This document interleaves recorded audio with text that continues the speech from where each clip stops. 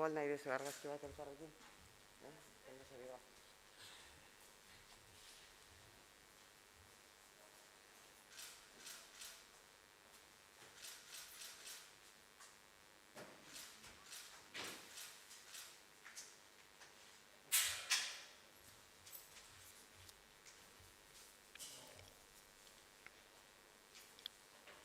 Egun on guztioi, hemen zauden guztioi, barkatu bai. Kamera jarriko dugu eta...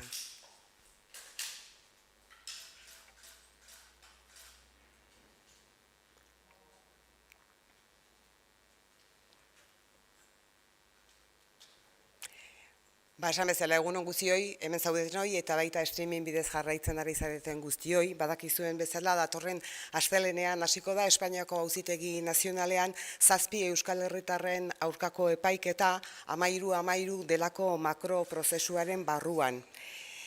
Luzea da herri mugimendu politiko eta jarduera profesional guztiz legitimoen aurkako makroprozesuen katea Euskal Herrian. Egunkariaren itxieratik, herriaren aurkako sumariora arte presoi elkartasuna adierazteagatik, gazteen, kultur erakundeen, udalbiltza bezalako erakundeen arteko sumarioetatik hasi eta giza eskubideen Europako Auzitegiak baliogabetutako bateragunde auziraino. Kate horren lehen maila 1998an jarri zen eta ordutik gure kalkuluen arabera 430 pertsona inguru akusatu dituzte beren jarduera politikoagatik, bere ideiengatik, eurak izateagatik kasu batzuetan edo ordezkatzen zutena ordezkatzeagatik. Gainera oso kondena luzeak jasan dituzte, isolamendu eta sakabanatze baldintza gogorretan. Makroprozesu politikoak, orokorrak, berariaz ad hoc sortutakoak, jarduera politikoak, sozialak, komunikatiboak, elkartasunekoak eta nazio eraikuntzakoak kriminalizatzeko eta zigortzeko sortutakoak izan dira. Oinarrizko eskubideen urraketa etengabean eta sistematikoan oinarritutako prozedurak eta zigorrak izan dira. Alemaniako behatzaile batek esan zuen bezala, frogarik gabeko epaiketak ezagutzen genituen, baina lehen aldia da deliturik gabeko epaiketak ikusten ditugula. Tamalez dena eta daren interpretazio estrafalario hark indarrean jarraitzen du 25 urte geroago, erakunde horrek jarduera armatuaren amaiera iragarri zuenetik 10 urte pasa direnean eta armagabetu eta behin betiko desagertu zenetik 3 urte pasa direnean. Tamalez dena da eta aitzakiarekin estatu sakoneko kontrolik gabeko botereek eremu politikoa lokaztu nahi dute eta herri hau etengabeko txantaiaren pean mantendu nahi dute errepresio eta kartzelaren etengabeko mehatxupean. Guk kezka handiz ikusten dugu 13-13 sumarioaren irekiera. Arantza Zulueta, Iker Sarriegi, Jon Enparantza, Julen Zelarain, Naia Zuriarrain, Saioa Agirre, Nerea Redondo eta Juan Mari Jauregiren aurka 77 urte baino gehiagoko kartzela zigorrak eskatu dituzte beren jarduera profesionalagatik eta motivazio politikoko presoi elkartasuna adierazteagatik. Berriz ere, frogaren praktikaren irregulartasunak, salaketa bitxien fabrikazioa eta torturaren itzala prozedura horretan oinarritzen dira. Atxiloketa, inkomunikazio eta espetxeratzaietatik 11 urte igaro ondoren, horietako askorentzat berriro epaitzen dira dagoeneko zigorra bete duten gertaerak. Ezin gara eskuak gurutzatuta geratu, eskubide prozesalak, jardun politiko eta profesionalerako oinarrizko askatasunak eta pentsamentu askatasun soila urratzen ari direnean.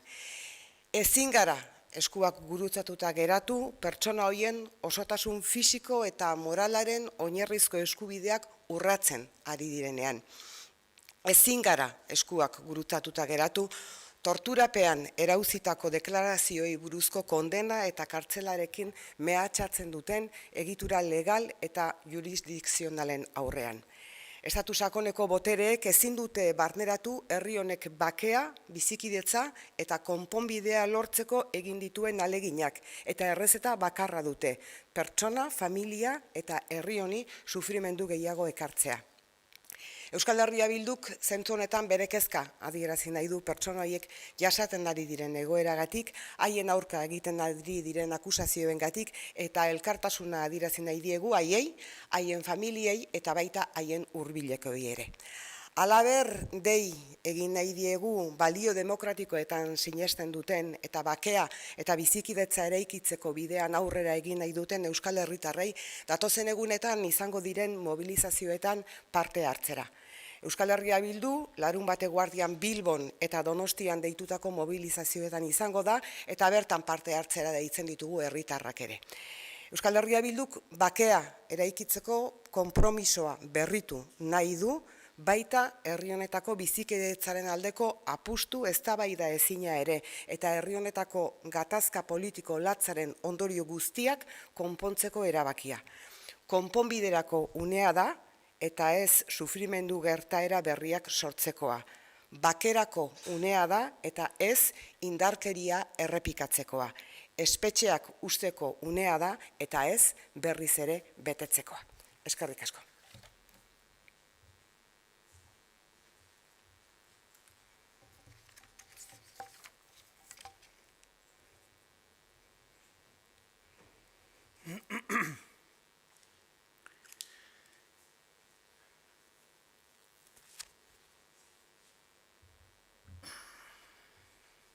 Egunon danori, la cadena de macroprocesos contra movimientos populares, políticos, actividades profesionales absolutamente legítimas en este país está siendo interminable. Desde el cierre de Egin o Egunkaria hasta el sumario contra Herrira por solidaridad con personas presas, desde los sumarios contra jóvenes, organismos culturales, instituciones como Udalbiltza, hasta el caso Bateragune, posteriormente anulado por el Tribunal Europeo de Derechos Humanos, estos procesos, como digo, se están haciendo interminables. El primer eslabón de aquella cadena se puso allá por 1998 y desde entonces en torno a 430 personas se han visto sometidas a acusaciones por su actividad política, por sus ideas, por ser quienes eran o representar lo que representaban.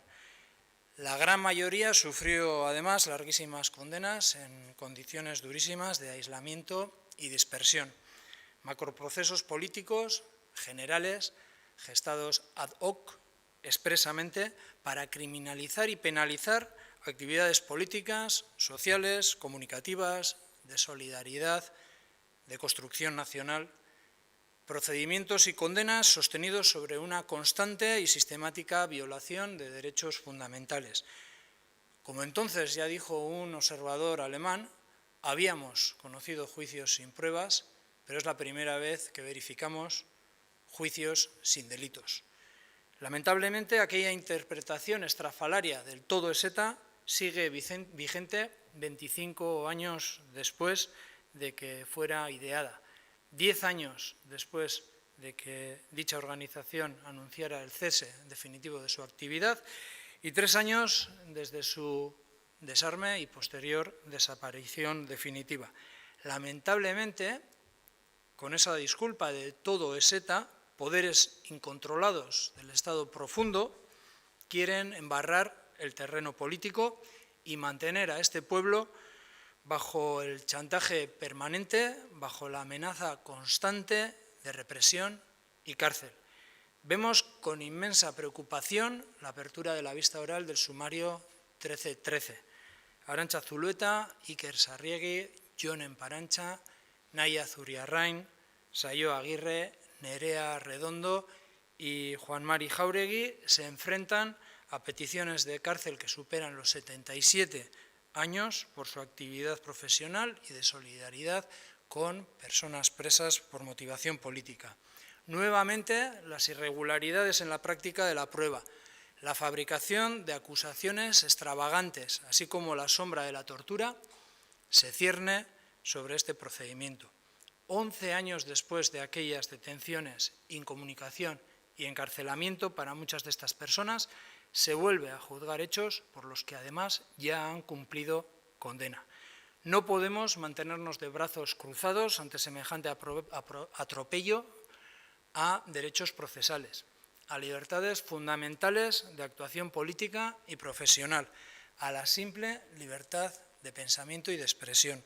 No podemos mantenernos de brazos cruzados ante el abuso de derechos básicos como la integridad física y moral de estas personas. No podemos mantenernos de brazos cruzados ante legislaciones excepcionales, ante estructuras jurisdiccionales que amenazan con condenas y cárcel sobre declaraciones arrancadas bajo tortura.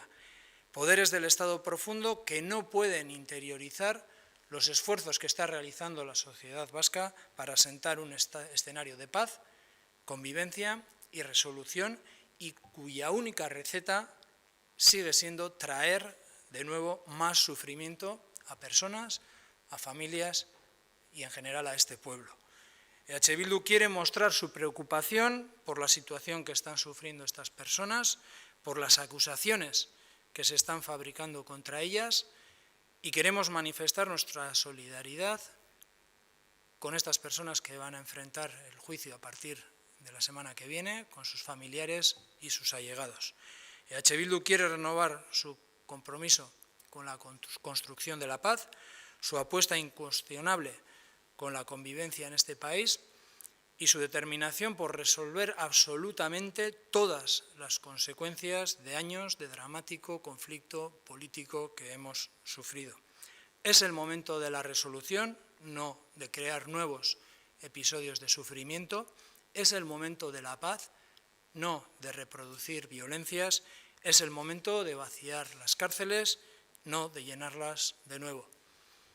Y por ello hacemos una convocatoria, un llamamiento a participar en las movilizaciones de solidaridad y de protesta que se van a desarrollar los próximos días, principalmente el día 10 en Donosti y en Bilbao, y hacemos un llamamiento a toda la ciudadanía a participar en ellas.